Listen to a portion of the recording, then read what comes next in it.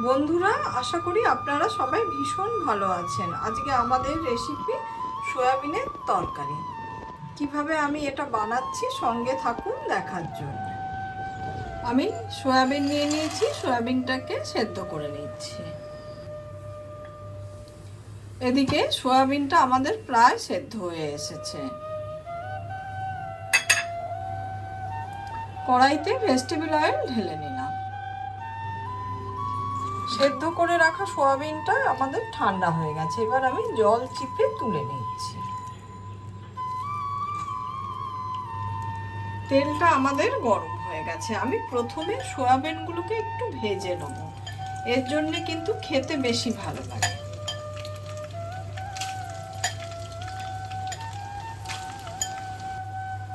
Just 1 চামচ ময়দা আমরা ছড়িয়ে দিচ্ছি।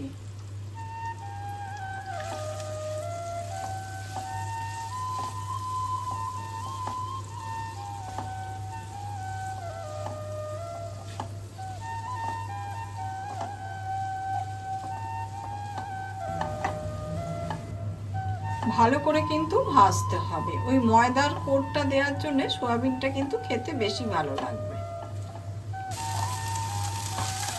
এদিকে সয়াবিনটা আমাদের ভাজা ভাজা হয়ে গেছে, যেন একটু দাগ ধরে যায়, তাহলে কিন্তু খেতে অনেক বেশি ভালো লাগবে। এবার সয়াবিনটা আমরা তুলে নিচ্ছি।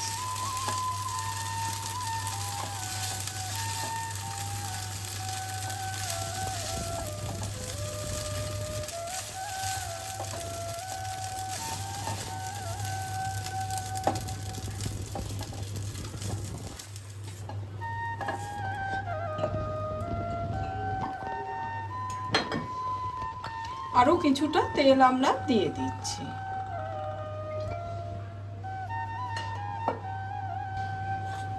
এদিকে তেলটা আমাদের গরম হয়ে গেছে। ডুমো করে কেটে রাখা আলুটা দিয়ে দিচ্ছি।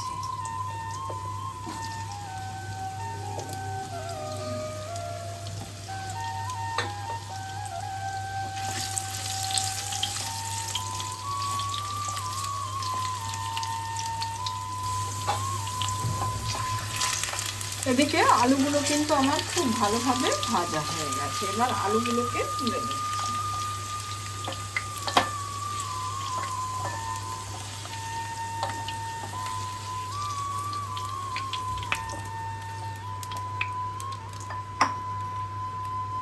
ওই তেলেই বাকি রান্নাটা হবে।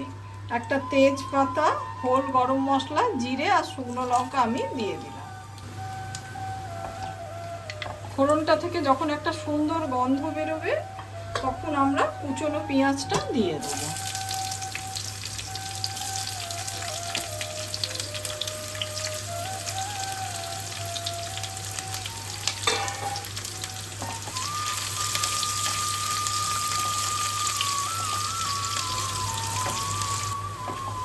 এদিকে পেঁয়াজটা আমাদের সোনালি রং করে ভাজা হয়ে গেছে। এবার আমি আদা, রসুন, জিরে আর ধনে বাটা দিয়ে দিলাম।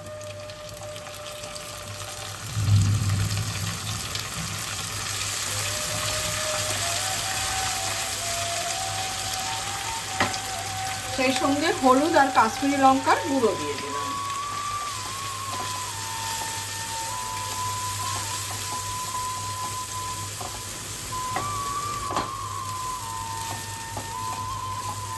এদিকে মশলাটা আমাদের খুব ভালোভাবে কষানো হয়ে গেছে।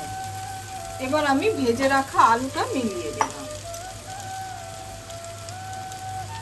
সেই সঙ্গে পরিমাণ মতো নুন দিয়ে দিলাম।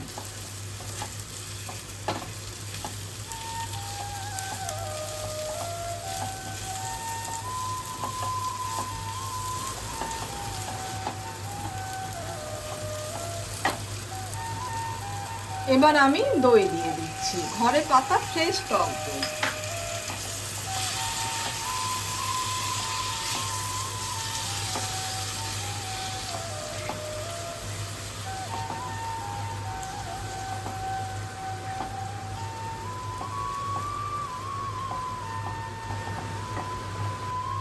খুব ভালোভাবে মশলাটা আমাদের কষানো হয়ে গেছে দই দিয়ে।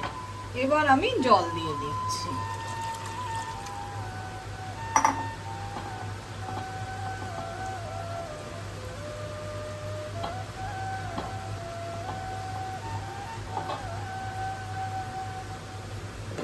আমি বেশ কিছু কাজু বাদাম জলে ভিজিয়ে রেখেছি। এবার এটাকে আমি একটা ফাইন পেস্ট বানিয়ে 10 মিনিট হয়ে গেছে। এবার আমি ঢাকাটা খুলে দিচ্ছি।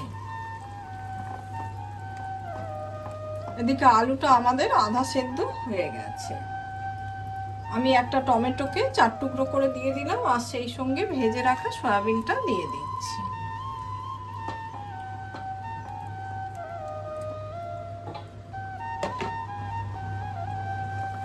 এবার আমি ঢাকাটা খুললাম। রান্নাটা আমাদের অনেকটাই হয়ে এসেছে। এবার কাজু বাদামের পেস্ট আমি দিয়ে দিচ্ছি। কাজু দিয়ে তরকারিটা করলে খেতে কিন্তু বেশি ভালো লাগবে।